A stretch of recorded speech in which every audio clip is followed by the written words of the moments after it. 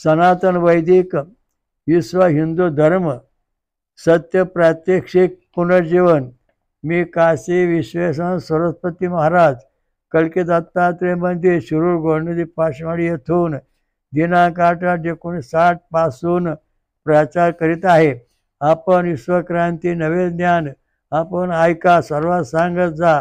दररोज संध्याकाळी 8 ते 5 8:15 पर्यंत किंवा जास्त वेळ असते। अवश्य लाभ घेणे। ओम वक्रतुंड महाकाय सूर्यकोटि समप्रभ निर्विघ्नं कुरु मे देव सर्वकार्येषु सर्वदा। सर्व जगाचा नियंत्रण करता जो परमेश्वर आहे, निर्गुण निराकार सगुण साकार, त्याचं रहस्य असं। ओम सहस्रशीर्षा पुरुषः सहस्राक्षा सहस्रपाद स भूमी विषुर्तदशांगुलम। आज आपलं प्रवचन 51 असून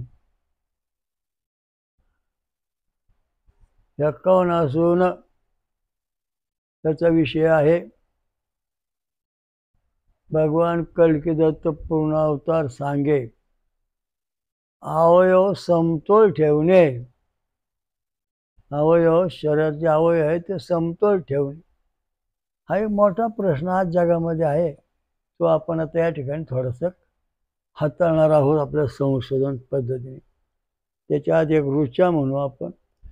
आत्मा यज्ञशरह्या सोषावन्नः पवते सुता प्रत्नं निपाति काव्यम।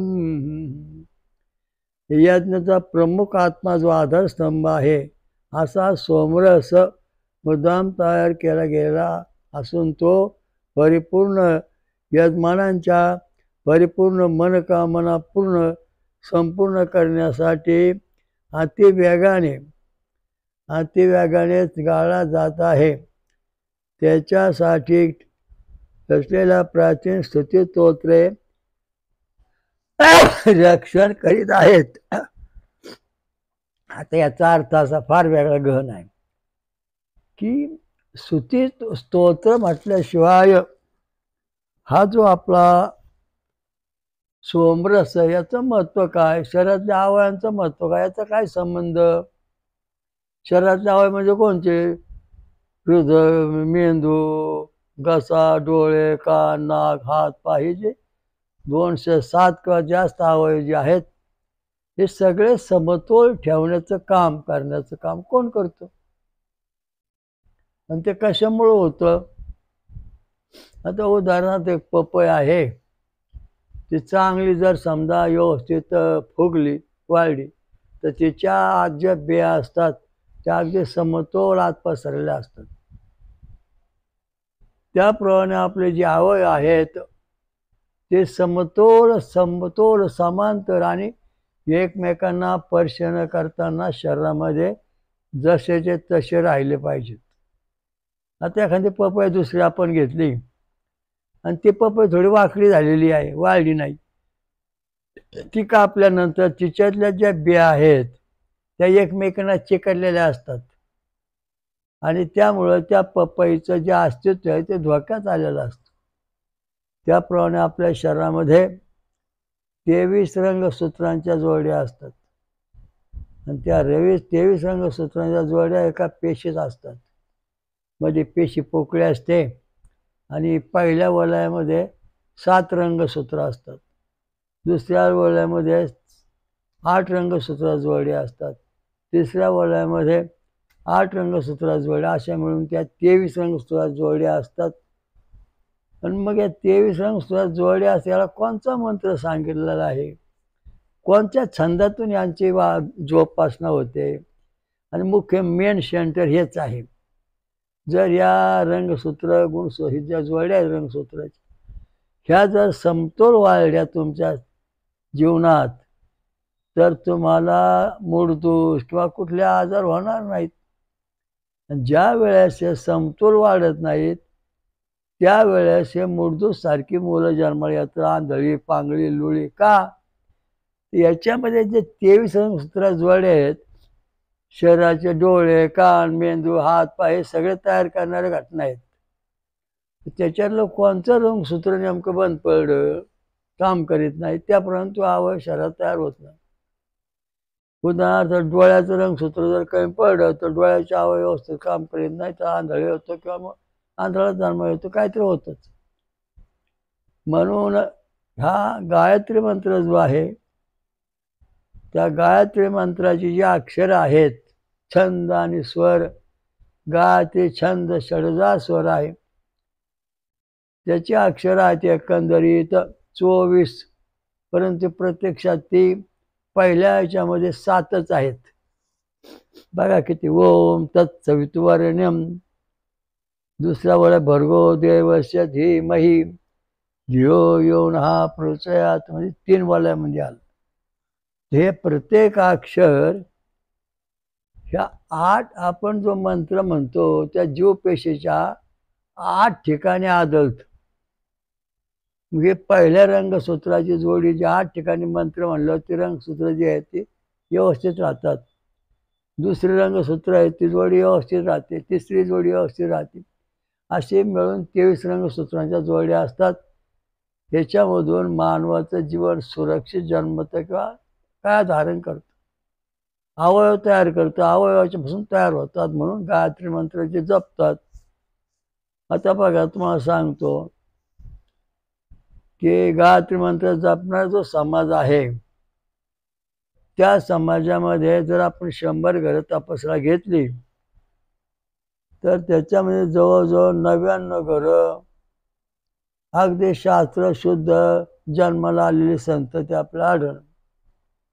त्याचप्रमाणे गायत्री मंत्र न जपणारा जो समाज आहे, त्याच्यातले आपण 100 घरं घेऊन त्याचा सर्वे केला तर त्याच्यामध्ये जवळजवळ 50% चांगली माणसं आणि 50% वेडी, बावळट, डोळे गेले, हातपाय वाकडे झाले, अशा अनेक प्रकारची प्रजा आढळते. का?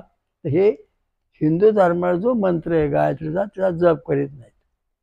ओम तत्सवितुर्वरेण्यम, हे पहिल्या वलयामधल्या 8 ठिकाणी प्रत्येक अक्षराने स्पर्श केलेला आहे. त्यामुळे 7 रंगसूत्र जोड्या ज्या आहेत त्या बरोबर समतोल पसरलेल्या आहेत. मग दुसरा भर्गो देवस्य धीमहि, हे 8 अक्षर आहेत. त्या 8 अक्षरामध्ये ही 8 ठिकाणी स्पर्श केला त्या भिंतीला, कशाला म्हणजे, आणि त्या ठिकाणी 8 जोड्या समतोल झालेल्या आहेत. धीमहि धियो यो नः प्रचोदयात्, हे पुढचा 8 म्हणजे अशा 8 7 8 8 8 म्हणजे 8 8 16 7 23 रंगसूत्र जोड्या गायत्री मंत्र षडजा स्वर याच्याशिवाय शरीर व्यवस्थित तयार होत नाही. गायत्री मंत्र जपल्यानं समजा काय लोकांना संतती होत नाही, ते जर समजा 1 लाख गायत्री जपलं तर संतती होऊ शकते. कारण रंगसूत्र जोपर्यंत तुमची सरळ होत नाहीत, स्त्री पुरुषांची रंगसूत्र जोड्या जोपर्यंत व्यवस्थित येत नाहीत, तोपर्यंत तुम्हाला संतती होणार नाही. झाली तर वेडी वाकडी होईल किंवा अर्धवट होईल, तिचे अवयव तिला नसणार असणार, म्हणजे तो जीव चांगला वाढला नाही असं इथून त्याचं तयार होत. म्हणून जे वेदांताचार्य आपल्याकडे आहेत, वेद जाणणारे, नंतर वेदशास्त्र संपन्न काही ब्राह्मण मंडळी आणि शास्त्रोक्त पद्धतीने अभ्यास करणारी जी आहेत, त्यांच्या सहवासात आपण राहिल्यानंतर आणि त्याने आपल्याकरता गायत्री मंत्र जर जपला समजा 1 लाख वेळा, तर नपुंसक झालेल्या लोकांना सुद्धा संतती होते. म्हणजे आपल्या शरीरात जे अवयव आहेत ती व्यवस्थित काम करतात. तर आपल्या शरीरात जी अवयवांची निर्मिती व्हायला पाहिजे ती ह्या रंगसूत्रातून 23 रंगसूत्रात जोडीतून होते. आता शास्त्रांच्या काय शोध संशोधन चालू आहे, कोणत्या रंगसूत्रातून कोणते अवयव तयार होतात. तर आपलं जे गुरुदेव महात्मा आहे त्याच्यामध्ये 12-13 अध्याय दिलेले आहे, जवळजवळ 14 अध्याय. तर त्या अध्यायामध्ये गायत्री मंत्राच्या प्रत्येक अक्षरातून कोणता छंद, कोणता स्वर आणि कोणची देवता तयार होते, म्हणजे त्याची ते परिस्थिती सांगितलेली आहे. तर गायत्री मंत्र जो आहे, ओम भू ओम स्वा ओम महा ओम जना ओम तपा ओम सत्यम, हे 7 व्यावरचे तयार होतात. म्हणजे आपल्या शरीराची 7 चक्र तयार होतात. आणि 7 चक्रांना संतुलन करतं, समतोल करतं कोण? 23 रंगसूत्रांच्या जोड्या. आता उदाहरणार्थ जोड्या कशा असतात, त्या कशा दिसतात? आपण नारळ फोडला, चांगला गोल गरगरीत, तर आतमध्ये पोकळ दिसते. तसे पेशी आतून पोकळ, म्हणजे शिवब्रह्म असतं. हे नारळाचं खोबरं तयार होतं ना, हे 7 रंगसूत्रातून तयार होतं.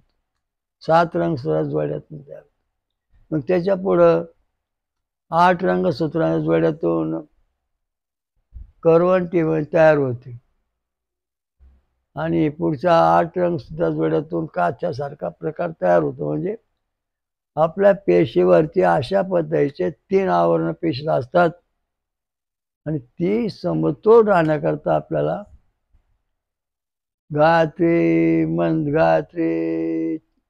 गायत्री छंद षडचा स्वर याची गरज आहे.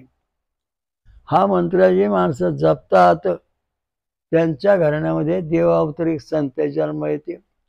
किंवा जे माणसं जपतात ते स्वतः देव स्वरूप होतात, शरीरात बदल होतो. रंगसूत्रात काही जर दोष निर्माण झाला असेल, तर गायत्री मंत्र म्हणल्यानंतर त्याची पुन्हा डागडुजी होऊन, दुरुस्ती होऊन आपलं शरीर मजबूत बनले जात. तर आपल्या शरीरामध्ये गायत्री मंत्र म्हणल्यानंतर रंगसूत्र जे आहेत, 23 रंगसूत्र जोड्या, त्या समतोल राहण्याकरता सोमरस पिणे आवश्यक आहे. कारण सोमरस पिल्यानंतर आणि गायत्री मंत्र जपल्यानंतर आपल्या शरीरामध्ये असणारे जे काही म्हणजे गुणसूत्र आहेत, 23 रंगसूत्र जोड्या आहेत, जनुक आहेत, ही 23 रंगसूत्र जोड्या ज्या आहेत त्या समतोल वाढतात. त्या समतोल वाढल्यानंतर तुम्ही ज्ञानी, पंडित, बुद्धिमान जन्माला येतात, बुद्धिमान बनतात. काय काय लोक देवधर्माला सारखे जातात, देवधर्माला. मग आपल्या रंगसूत्र जी पेशी आहे त्याचा आकार कसा आहे? आता थोडक्यात सांगायचं, मग शंकर भगवान शंकराची महादेवाची पिंड आपण घेणार. महादेवाच्या पिंडीला मध्ये शिवलिंग आहे, ती पोकळी आहे. त्याच्यानंतर एक वलय आहे, त्या वलयामध्ये 7 रंगसूत्राच्या जोड्या काम करतात. त्याच्यानंतर दुसरं वलय आहे, त्याच्यामध्ये 8 रंगसूत्राच्या जोड्या काम करतात. आणि तिसऱ्या वलयामध्ये 8 रंगसूत्राच्या जोड्या करतात शिवलिंगामध्ये. म्हणजे शिवलिंगाची आपण जर भक्ती केली, गायत्री मंत्र म्हणलो, सोमरस पेलो, तर आपल्या शरीरातल्या ज्या पेशी आहेत संपूर्ण सगळ्या 3 प्रकारच्या, त्या शास्त्रोक्त पद्धतीने वाढतात, त्यांचं आयुष्य वाढतं.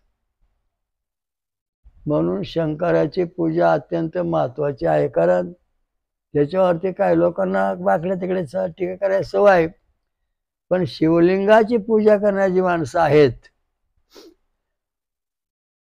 दररोज शिवलिंगाची पूजा करणारे आहेत, पाणी घालणारे, समजा बेल वाहणारे, नैवेद्य दाखवणारे, तर आपल्या पेशीचा जो गोल आकार आहे त्याच्यात जे 23 रंगसूत्राची जोडी आहे ते सगळं मांडणुका शंकराच्या शिवलिंगामध्ये आहे. आणि त्या शिवलिंगातून जेव्हा त्या ध्वनी येतात तेव्हा आपल्या शरीरातली गुणसूत्र, ज्या रंगसूत्र जे आहेत 23 जोड्या रंगसूत्राच्या, त्या समतोल काम करतात. एक व्यक्ती होती, तिला संतती होणार नाही म्हणून डॉक्टरने सांगितलं. त्याने सांगितलं तुमच्या गुणसूत्र जे आहेत त्यांची काय वाढ झाली नाही, काय निर्माण होत नाहीत आणि काही काम करीत नाहीत. एक सत्य घटना आहे. तर त्या स्त्रीने काय केलं, फळांचा रस, ऊसाचा रस, आमरस, नारळाचं पाणी असं रोज प्राशन करायला सुरुवात केली. आणि शंकराची पूजेची एकनिष्ठ भक्ती केल्यानंतर डॉक्टरने काय सांगितलं होतं, तुमच्या शरीरामध्ये रंगसूत्राच्या जोड्या कमी आहेत, कमकुवत आहेत, नाहीत, काही तयार झाल्याच नाहीत. त्यामुळं तुम्हाला आयुष्यात संतती होणार नाही. मग त्याने आपलं ओम तत्पुरुषा विद्महे महादेवाय धीमहि तन्नो प्रचोदयात् हा मंत्र म्हणला. म्हणजे हा 24 अक्षरी गायत्री जपली. मग ही 24 अक्षरी शिवलिंगावरती पहिल्या याच्या 8 ठिकाणी स्पर्शिकाला, दुसऱ्या 8 ठिकाणी, मग त्याच्या ज्या ध्वनी निर्माण झाले ते ध्वनी त्या शरीराच्या म्हणजे आपल्या शरीरात निर्माण झाले त्या व्यक्तीच्या. आणि मग त्या व्यक्तीच्या निर्माण झाल्यानंतर सोमरस प्यायचा, फळं खायची. अशा दिशेने तो सोमरस शरीर तयार झाल्यानंतर आणि ती रंगसूत्र पुन्हा तिथं निर्माण झाली नव्हती, पुन्हा निर्माण झाली. चमत्कार झाला भरपूर आणि त्या व्यक्तीला संतती झाली. कारण का तर गायत्री मंत्र षडजा स्वर जो आहे तो जेव्हा आपण परिपूर्ण म्हणू तेव्हा आपल्याला पूर्ण परिपूर्ण शक्ती प्राप्त होते, तशी होत नाही. बडा देव बडा महादेव, तर शंकराची भक्ती कोण करतं? विष्णू करतात, इंद्र करतो, गणपती करतो, दत्त करतात, नंदिकेश्वर करतो, म्हणजे असे सगळे देव शंकराची पूजा करतात. शिवलिंगाची पूजा केल्यानंतर मग आपल्या रंगसूत्र, गुणसूत्र, रंगसूत्र जे आहे ते समतोल तयार होतात. सोमरस प्यायल्यानंतर लक्षात ठेवा, आता 2-3 व्यक्ती शंकराची पूजा करायची. एक फळ खाऊन दूध पिऊन राहून शंकराची पूजा करायची.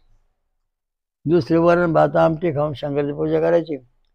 तिसरी आमंगळ खायची, ती पण शंकराची पूजा. जा माझ्या नशिबात होईन तसं होईन, तू कोण सांगणार बाबा, माझं मी पाहून घेईन, असं म्हणत बसली. तिला झाली पुढे संतती.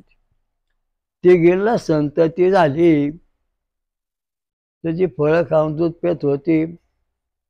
तिच्या शरीरातली मुलाची प्रकृती, सगळे अवयव शास्त्रोक्त पद्धतीने आणि उत्तम पद्धतीने तयार होऊन ती संतती उत्पन्न जन्माला आली. रजगुणी जे होते, वरण भात आमटे खाऊन, गुलाबजांबू मस्तपैकी, ज्वारी भाजी, गहू तांदूळ, हे खिचडी बिचडी खाऊन ज्यांनी शंकराची भक्ती केली, सोमरस न पिताना त्यांना जी संतती झाली ती थोडी कमकुवत झाली. काय डोळ्यात आधू झाली, हातपायात आधू आली, हाडं कमकुवत झाली, अशी जन्माला आली. आणि तिसरी जी होती ना, तिला संतती झाली, पण ती झाल्याबरोबर त्या पेटीत ठेवावं लागली. तिची वाट पेटीत करावं लागली. कारण गुणसूत्र जी होती ती शरीरामध्ये कमकुवत झाली, मांसाहार करून, दारू पिऊन, गांजावरून. आणि ते कमकुवत झाल्यानंतर ती संतती चांगली जन्माला आलीच नाही. मग शेठजी भटजीत पुढं का, बाकी समाज मागं का? याचं शास्त्रीय कारण असं आहे की शेठजी भटजींच्या शरीरातली जी गुणसूत्र आहेत त्यांचा जो आहार आहे, सोमरस प्यायचा आहार आहे, साधा आहे, तो आहार जो आहे तो समतोल आहे. म्हणून त्यांची प्रगती, बुद्धिमत्ता, वैशिष्ट्य, जीवन जगण्याची कला सुंदर निर्माण झाली. मग बाकीचे जे समाज आहे, रजोगुणी, वरण भात खा आमटी खा, त्यांना जी संतती झाली ती एवढी मोठी बुद्धिमान तयार होत नाही. मग ते शेती करण्याचं काहीतरी धंदा करून जगण्याच्या मार्गात असते. तिसरे जे आहे आमंगळ खाणारी, तिला जी संतती होते ती त्याच वळणावर त्या दोषावर जाते, त्यांनाच निर्माण होते. अणु पण टक्केवारी घसरलेली आहे. कशी? हे बघा, कोणाला किती कशी टक्केवारी घसरते बघा. फळांचा रस पिऊन दूध पिणारी जी व्यक्ती आहे तिच्यामधली जी रंगसूत्र आहेत ती 99% काम करते. आणि जे वरण भात आमटी खाऊन राहतात त्यांची गुणसूत्र ते 66% काम करतात. आणि जे काय वाकडं तिकडे खाणारे आहेत त्यांची रंगसूत्र जी शरीरातली आहेत ती तयार होणारी ती 33% काम करतात. आणि त्यामुळं सतत औषध पाणी घ्यावं लागतं. कारण का त्याच्यामध्ये DNA-RNAचा फरक जाणवतो. शास्त्र जरी शोध करीत DNA-RNAचा शोध करीत असलं तरी तो DNA कोणत्या स्वरूपाचे आहेत, सात्विक का रजोगुणी तमोगुणी, याचा निर्णय शास्त्राने अजून दिलेला नाही. पण वेदाने मात्र दिलेला आहे. फळं खायचे, फळांचा रसच पिऊन राहायचं, तेव्हा 100% आपल्या त्या माणसाच्या साधकाच्या शरीरातली रंगसूत्र जी आहेत ती 100% पॉवरफुल बनली, प्रकाशमान बनली. ही रंगसूत्र म्हणजे चमचम करणारे रंगीबेरंगी असतात आणि त्यांच्यापासून जीवन तयार होत. मग आता बुद्धिमत्तेचा जो प्रश्न आहे, सगळ्यात बुद्धिमान माणूस कोण? एक साध्या समाजातली स्त्री, ती आपलं रोज फळं खायची, नारळाचं पाणी प्यायची, पण तिला सुद्धा भरपूर बुद्धिमान संतती झाली. आणि एक चांगली उच्च वर्गातली स्त्री अमंगळ खायची, तेव्हा तिला अशी झाली संतती, कारण रंगसूत्र जी आहे ती कमकुवत झाली आणि ती झालेली संतती पेटीत ठेवावं लागली. काही दिवस जगन का नाही शंका आहे, अशा दृष्टीने डॉक्टरने उपचार केले. तर सांगायचा मुद्दा असा आहे, काय लोकांची शरीर प्रकृती अगदी चांगली रुबाबदार दिसते, कायची शरीर प्रकृती फार वाळून चालली. का? ते शरीरातली जे रंगसूत्र आहे ती व्यवस्थित काम करीत नाहीत, त्यामुळं शरीरातली अवस्था बिघडून चाललेली आहे. मग याला उपाय काय? त्याला उपाय म्हणजे सोमरस पिणे, गायत्री मंत्र, गायछंद षडजास्वर मंत्र म्हणणे, नंतर यामुळं आपल्या शरीराची रंगसूत्र आहेत 23 जोड्या, त्या समतोल राहून व्यवस्थित शरीरातले कार्य करतात. जे म्हणजे गुणसूत्र, रंगसूत्र, जनुक ही जी आहेत, हे सगळे या मंत्र छंद स्वरावर अवलंबून आहेत. तर आपले फक्त आजचा विषय आहे रंगसूत्र आणि गायत्री मंत्र.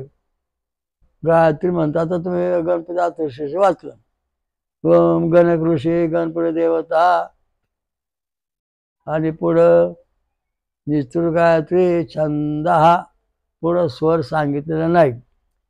त्यामुळं या ठिकाणी हा मंत्र म्हटल्यानंतर शरीरामध्ये 4 ला किती 100, एकाला किती 25, 75% फक्त तुमचं शरीरातलं कार्य चालतं. किती चालतं? 75%, 25% कार्य चालत नाही. मग जर समजा आपण जोडलं गणकृषी गणपती देवता, हा निसर्गाची श्रद्धा, षडजा स्वर, हा ओम मधल्या दोन्ही, त्यावेळेस ही 100 तत्वाची जोडणी झाली रंगसूत्रांची. रंगसूत्राच्या लहरी 100% झाल्या. म्हणजे अशा व्यक्ती कुठल्या समाजात जरी असल्या तरी त्यांना उच्च कोटीमध्ये येता येतंय, खालच्या थरात राहता येत नाही, वरच्या थरात येता येतंय. जो अमंगळ खातो त्याला 33%, जो वरण भात आमटी खातो त्याला 66%, जो फळं खाऊन दूध पिऊन साधना करतो तो 99%, आणि नुसतं फळांचा रसच आणि हवा प्यायची अशा अवस्थेत जो साधना करतो ती व्यक्ती 100% या जीवनामध्ये ब्रह्मनिष्ठ बनते. म्हणजे ही जी आपल्या शरीरात रंगसूत्र ही आपल्याला डॉक्टरकडून तपासून पाहून घेता येतात. त्याचं कोणची रंगसूत्र कमकुवत आहे, कोणची कशी आहेत, त्यांच्याकरता काय औषध घ्यायला पाहिजे, सगळं पाहता येत. परंतु याच्यावरती हे जे आहे याच्याकरता विशेष प्रकारचं औषध उपलब्ध नाही.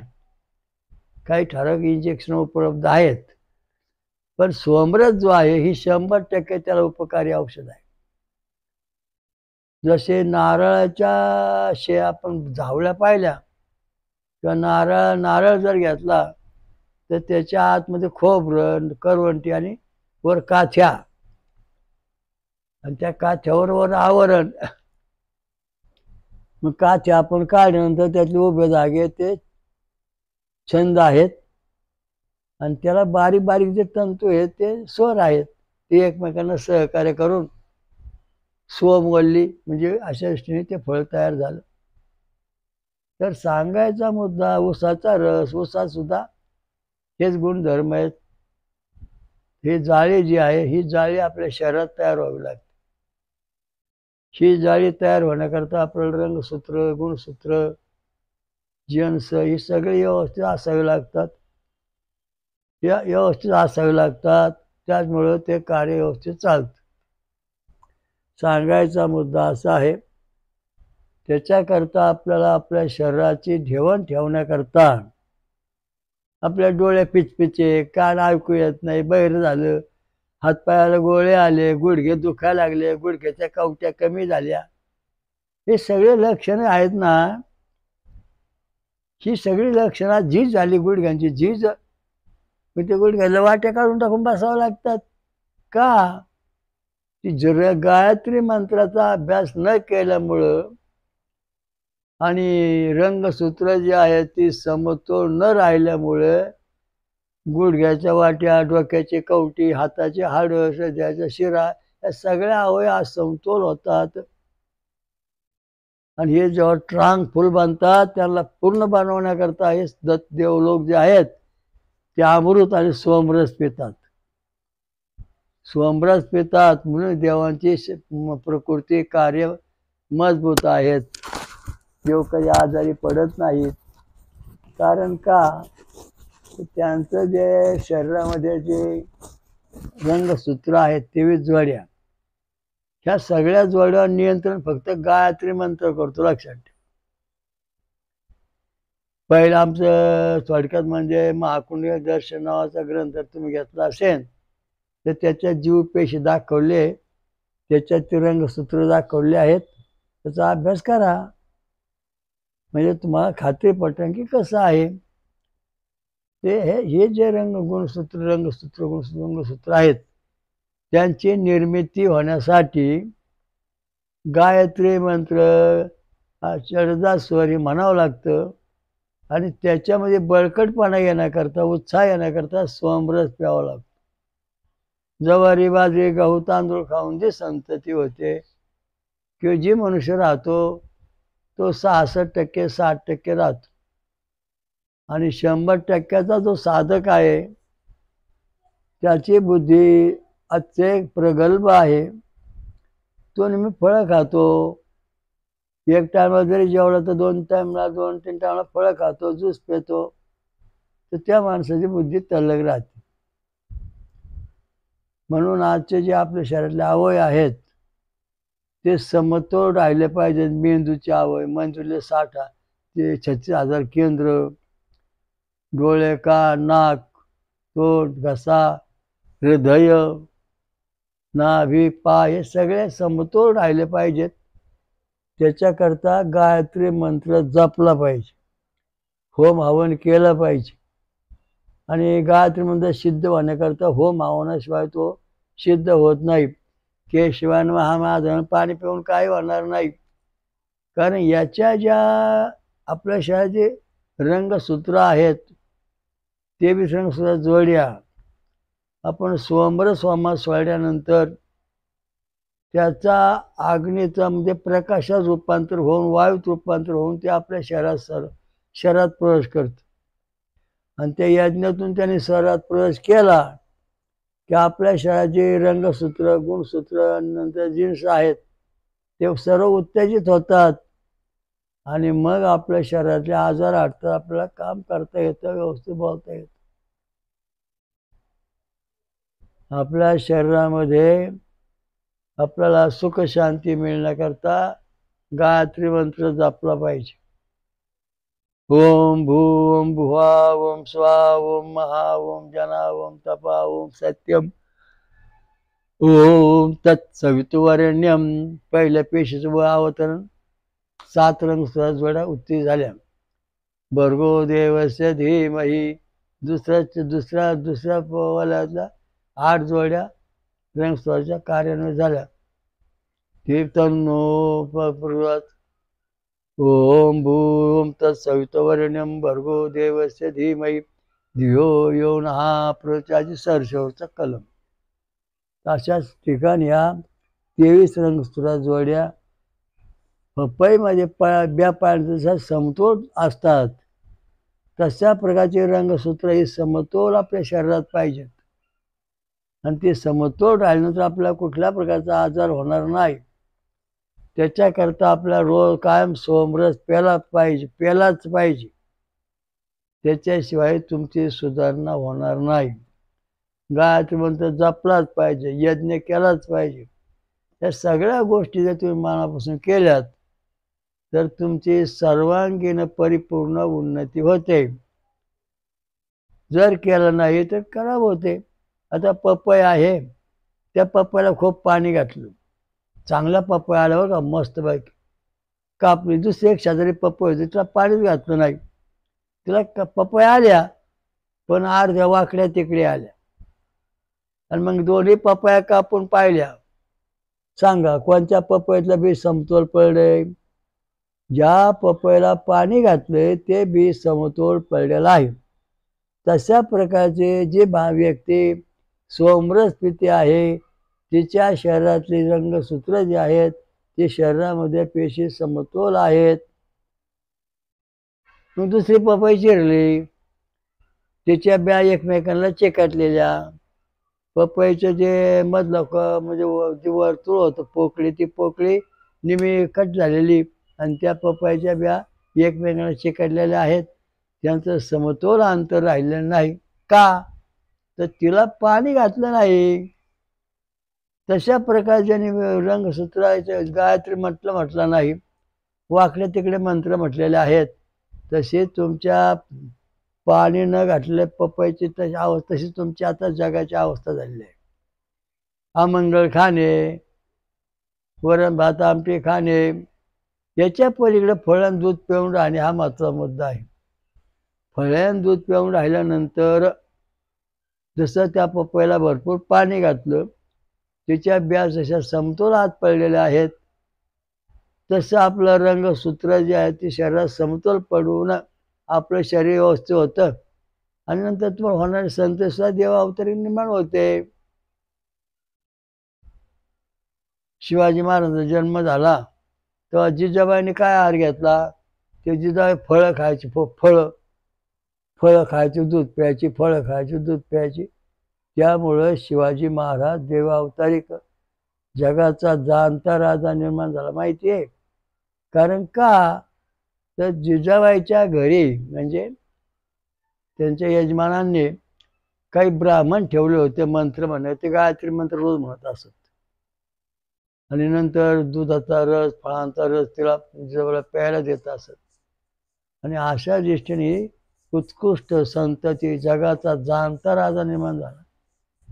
तुम्ही तर काही खाताय, बाई गरज झाली, 2-4 अंडी आण, 2-4 कोंबड्या काप, तसे मला बरं वाटत नाही.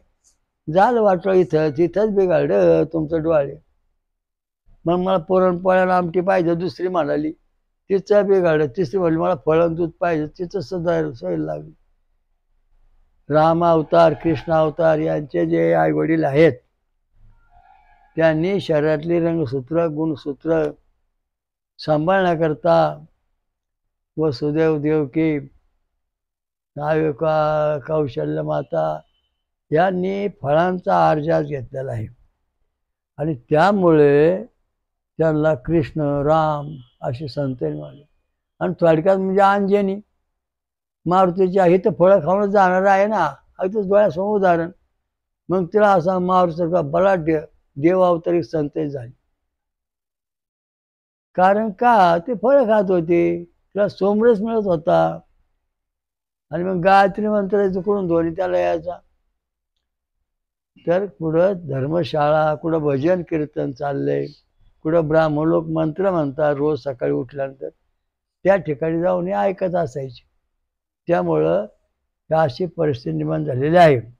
म्हणून आपल्या शरीराचे अवयव आहेत ते समतोल ठेवण्याकरता डोळे, कान, हात, पाय, नाक, डोळ्याची दृष्टी सगळे समतोल ठेवण्याकरता सोमरस पेला पाहिजे. एका व्यक्तीचा चष्मा नंबर होता 3 उणे 5. ती व्यक्ती म्हणली महाराज माझ्या दोन्ही डोळ्यांचे चष्मा नंबर वेगळे आहेत. मी म्हटलं 3 आणि 4 व्होल्टेज जे आहेत ना ते जर 5 10 5 6 10 6 6 आले तर तुमच्या दोन्ही डोळ्यांच्या दृष्ट्या समान होतील. मग सोमरस प्यायचा, फळं खायचा अशी साधना केली. 3 महिने काळीगाम तपासल्यावर 3 नंबर आणि 3 नंबर उजवा डोळा, 4 नंबर डावा डोळा हे दोन्ही डोळ्याचे नंबर अगदी समतोल आले. प्रत्यक्ष प्रमाण आहे. आणि चष्म्याचे नंबर समतोल आले. तशा प्रकारच्या आपण जर आपल्या डोळ्यांचे चष्म्याचे नंबर समतोल ठेवायचे असते ना, अनुभव घ्यायचा असेल आज ECG काढा, डोळ्याचा नंबर तपासून तुमचा नंबर ठेवा. 6 महिने तुम्ही फळं खा, दूध प्या आणि परत ECG काढा. नंतर डोळ्याचा नंबर तपासा. तुमच्या डोळ्याच्या नंबरमध्ये फरक पडलेला आहे आणि जे जास्त होते ते नंबर कमी झालेले आहेत. असेच आपले जे शरीरातले अवयव आहेत, हात पाय गुडघे हे सगळे समतोल ठेवण्याकरता सोमरस पिणे अत्यंत महत्त्वाचा आहे. आणि एवढं प्रवचन सांगितलंय, लक्षात ठेवा, त्याप्रमाणे करा. ओम श्री राम कलिकत्तम अमृतमय ओम. ओम श्री रामलिंगाय ओम रामलिंगा महाराज की जय. हयग्रीव गो नदी गंगा मैया की जय. ईश्वरांचा नियंत्रण करता परमात्मा. ओम सहस्रशीर्षा सहस्रमूर्त्या दशांगुलम स्वयंभू विश्वराजा कलिकत्त महाराज की जय. जगात आणि महाराष्ट्रात 5 शक्तिपीठ स्वयंभू प्रकट करणारी महापंचसागरेश्वरी महादुर्गा माता की जय. काल भैरवनाथ महाराज की जय. हनुमान की जय. शनीश्वर महाराज की जय. सर्व देवदेवता की जय. साधू संतन की जय. विश्वाचे कल्याण असो. हरिओम दत्त. हरिओम दत्त. ओम शांती शांती.